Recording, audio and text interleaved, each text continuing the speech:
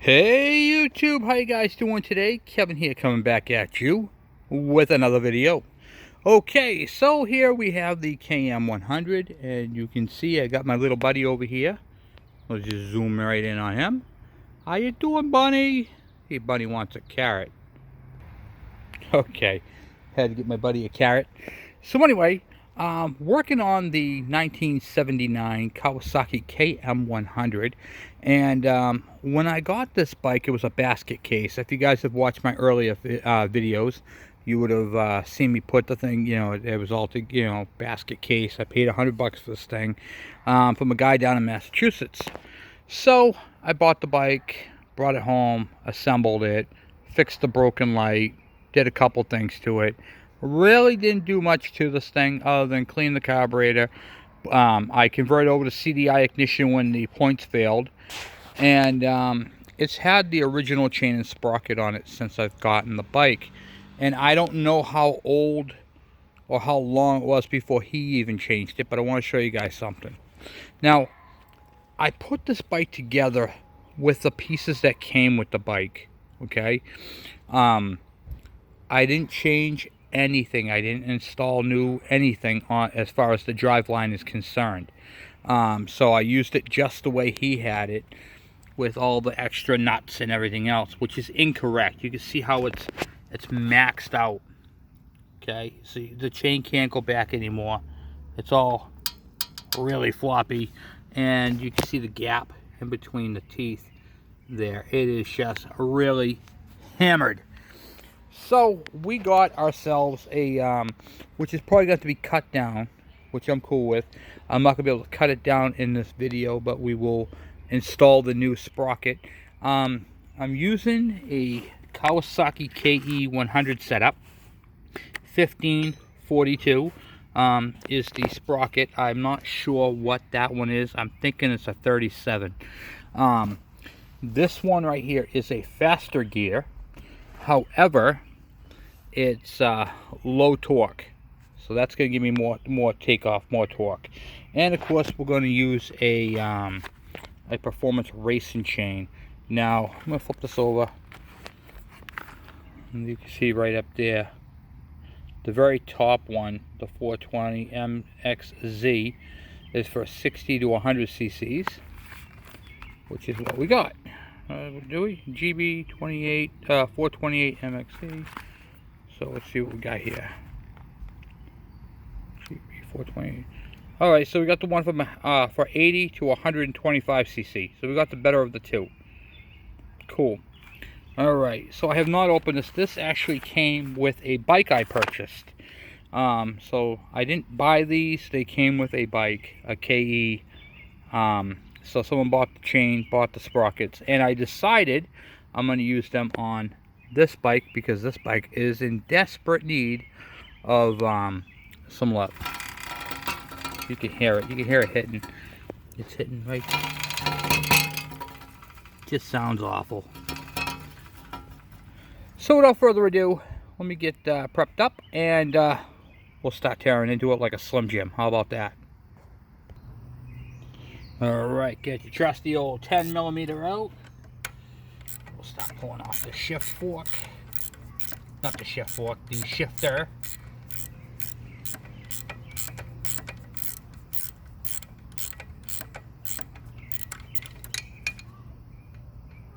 Get that taken right off there.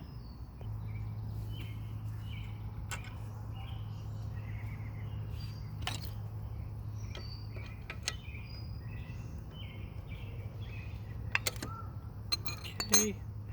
Shifter fork, I'm going to screw it back into the shifter so I don't lose it. And then I'm going to grab my M12.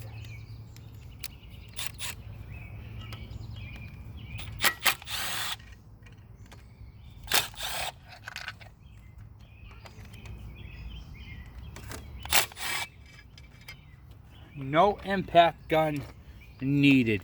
This is the M12 fuel. I have it set on number 2 so I don't break anything, and I'm using my Mac. These are from Maco Tools. I'm not Maco, Mac Tools. This is a PH 3-bit, and it fits these perfectly. So it's a number 3, and I'm able to take these screws and stuff right off. Okay, now we got the CDI exposed right here. You can see the CDI unit in there, the flywheel. I know, really nice and clean in there, huh guys? Alright, so next step, what I'm going to do is I was going to take the master link off. Yeah, I could do that too. Alright, I'm going to pop that master link off right there.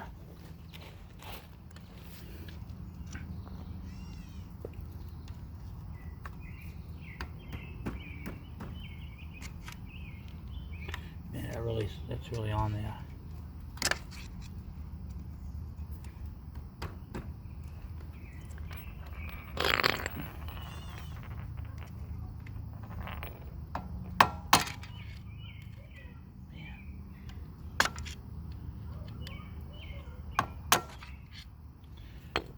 It's hard to do because there's so much slop in the chain. There we go. Get the back of it. Pull that down. Take that off. We're not going to reuse that. That is going to be going bye-byes. Okay. Chain is loose and free. Chain is off. And boy, am I thankful. That thing was a mess. This is just worn out. The teeth are bent. Someone's had that off before because the tab is not even bent over on it. So, we'll see what we got for put a socket on that.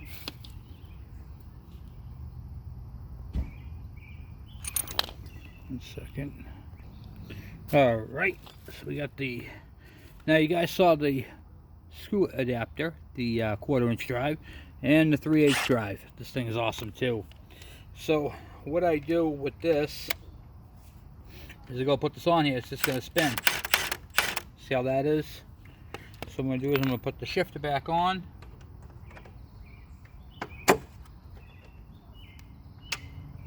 So it's in gear, reverse.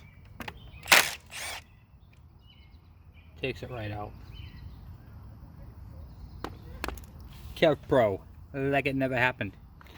Alright, so now I'm going to open and fight with this. I'll be right back. I got to open this thing up, and you can see the size difference, guys. Look at this. Crazy, huh? Alright, so I just took the bolt assembly off that engine over there, because I want to keep all my bikes uniform. So we are going to use that 14mm bolt head assembly on this bike. It looks the same. It's just a 14mm head. Are you talking to me? No, I'm talking to the people I'm doing the video for. So I'm replacing the 13mm head, which looks like it's been replaced with the one that belongs on the bike. So we're going to use that with the new 14-tooth sprocket. So we got a 14-tooth sprocket going on it, and we're taking the 12-tooth off. Okay. There is a little hole right here drilled into it. I don't know if you can see that. Right, yeah, there you go. That little hole, that is for the key right here to go into it. So when you're putting this on, there's a proper way of putting it on.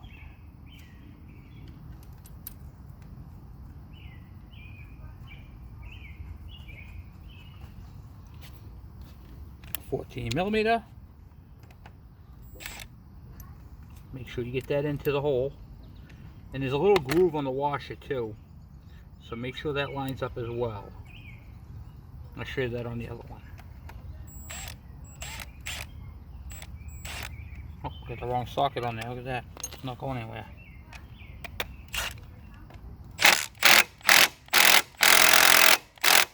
Okay.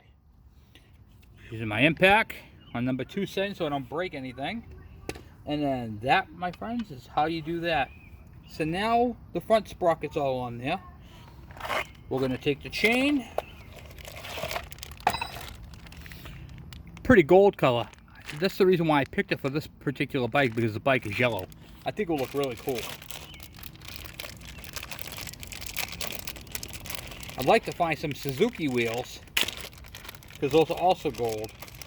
And the gold and yellow look really nice together. Ooh, all nice and lubed. Comes with the new Master Link. And this chain is definitely bigger than what we need. However, we're not going to cut it down tonight. We will tomorrow. Okay. So get that into place. This thing is gooey.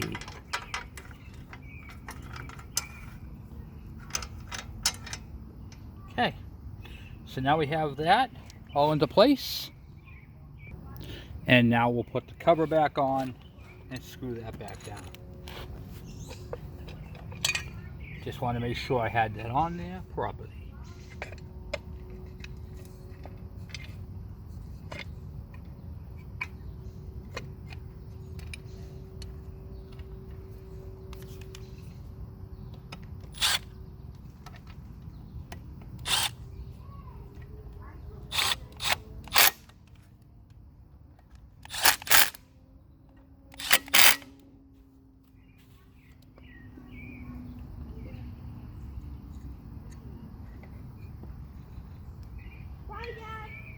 Bye, buddy. You guys leaving? Yeah, Andrew wants to go because I said me and Jared go. Alright, so I put the shifter on because you guys know how to put a shifter on. You slide it on and put the bolt through. So now we got the chain fed through, we got the front sprocket on, that's all done. Now we're going to move on to the back wheel. Now the back wheel is going to be a little bit more of a nightmare because of all the extra stuff that's got on there. It's got a bolt, it's got a big nut in there for a spacer. I mean, they had a whole bunch of hoopla, you know what I mean? So we're going to go ahead and extract all that stuff, so we can get to what we're doing. So this is awful.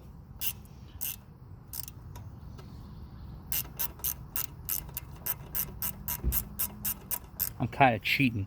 What I'm doing is I'm putting, I loosened up one nut first, okay, and then I'm putting this wrench right in the middle of the two.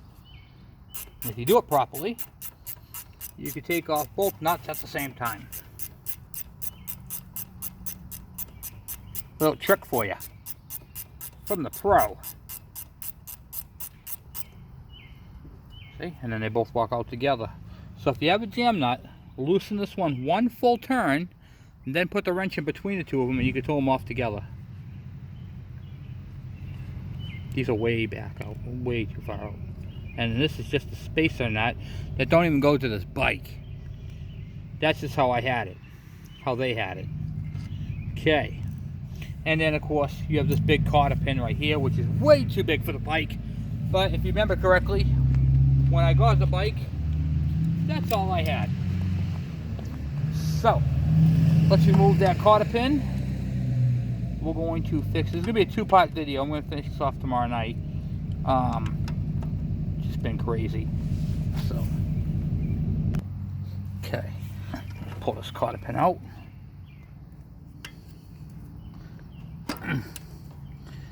Man, this thing does not like to come out. Okay. Cool beans. And then we'll go on to the other side and do the same. To save ourselves some time, let's see if that nut will, the axle nut will come off. Okay. Clip up to 3.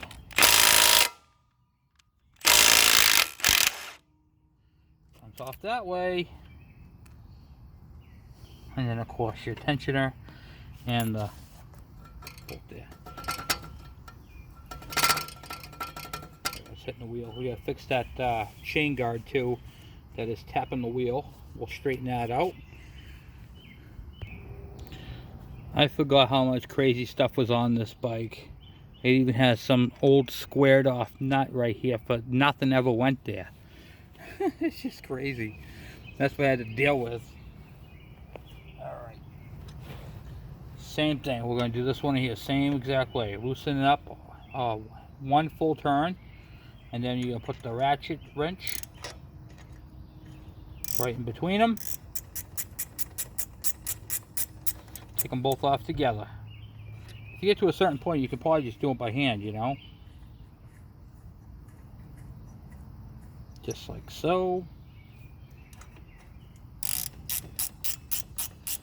They kind of tighten up on you.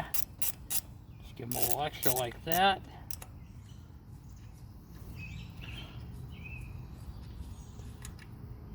Okay, and the washer with that.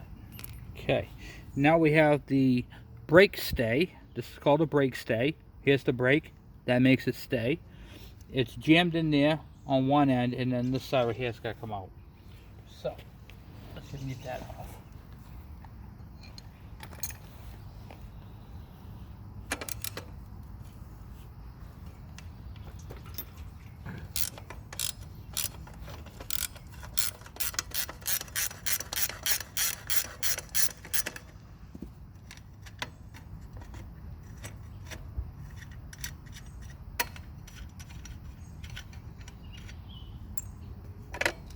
Okay, both are off. Brakes.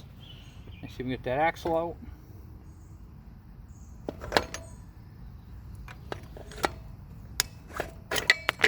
And the spacer, and the brakes. Okay. Not too shabby, huh? Not too shabby at all.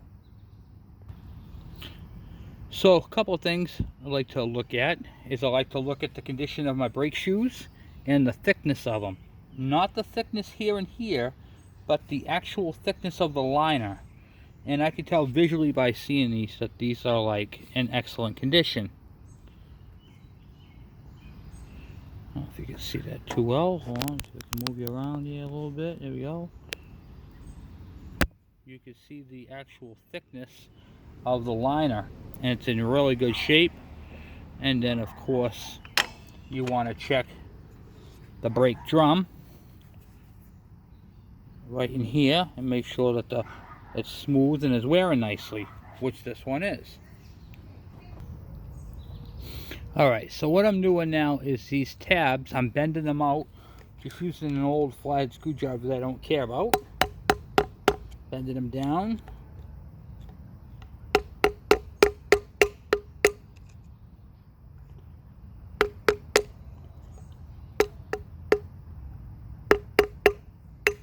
What they are is locking tabs. So for locking tabs, those right there, hold it on. The other thing you can do is if you get the socket on there and it doesn't fit on there properly, like that one, give the socket a tap. It'll push them down even further. And that way you can get a good positive crank on them. Then